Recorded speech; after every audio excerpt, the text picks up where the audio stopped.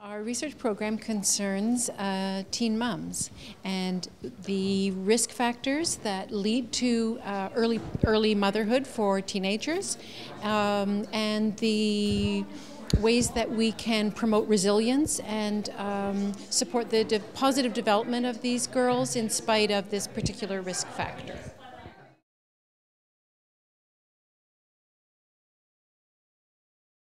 York CAS's role in this research project is to, it was two roles.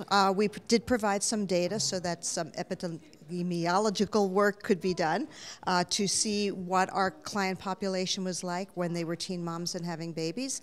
And as well, we were able to work collaboratively with Kinark and York University, LaMarche Center, to get some information from research so that we could have some evidence-informed practice in our agency in a way that was really consumable by the workers.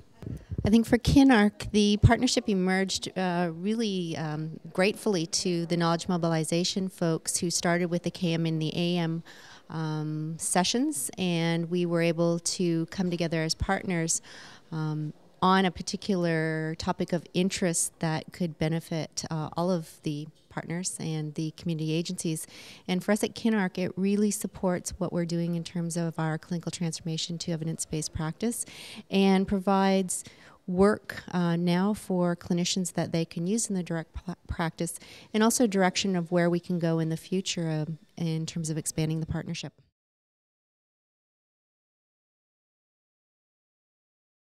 I think it is a wonderful opportunity to partner with other community agencies to understand from an evidence-based perspective who our shared youth are.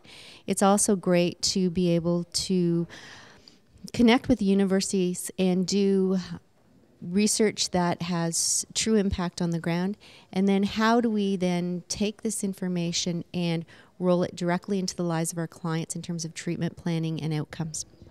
At York CAS, the research is invaluable.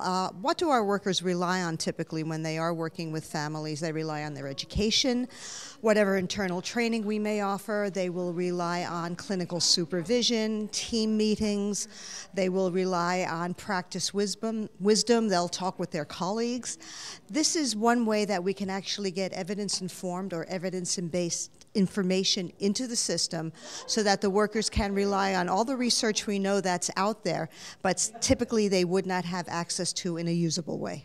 I think it is essential to connect our organization to research. It has to be one of the tools that we use in order to provide good outcomes for families and for children, and to ensure that we are working hard, but we're also working right.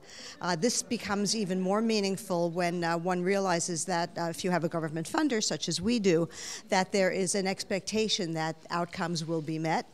And if it's one more way that we can make sure that we're doing the correct work, no matter how hard we're working, that we're doing the right work, then it's essential. Not to mention the benefits for the families and the kids. I think you really hit on something important, and we talk a lot about evidence-based practices, and usually evidence-based practices are delivered from an academic perspective and then rolled out to check how efficacious they are within a community setting.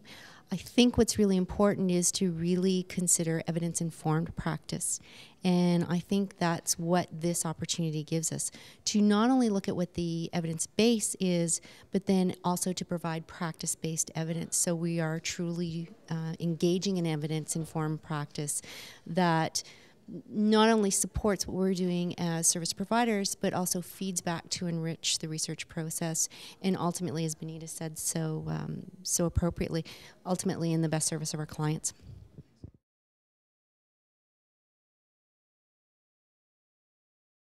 I mean, it comes back to a great project that you love. Comes back to working with great people that provide incredible stimulation and interest and topics, and a process, being part of a process of doing research, seeing research move forward into the community, and to build something with that's sustainable, that where we can see that there's shared interest in moving forward with different projects. So it's been a wonderful experience, and it wouldn't have happened without KM. I can certainly say that, or KMB, as you know. that KM was the catalyst for making these connections. So I think if universities were to do anything, it would be to have people who are dedicated to that enterprise as part of their mission, because it's just that hard. It takes people who know what they're doing and who are doing that full time.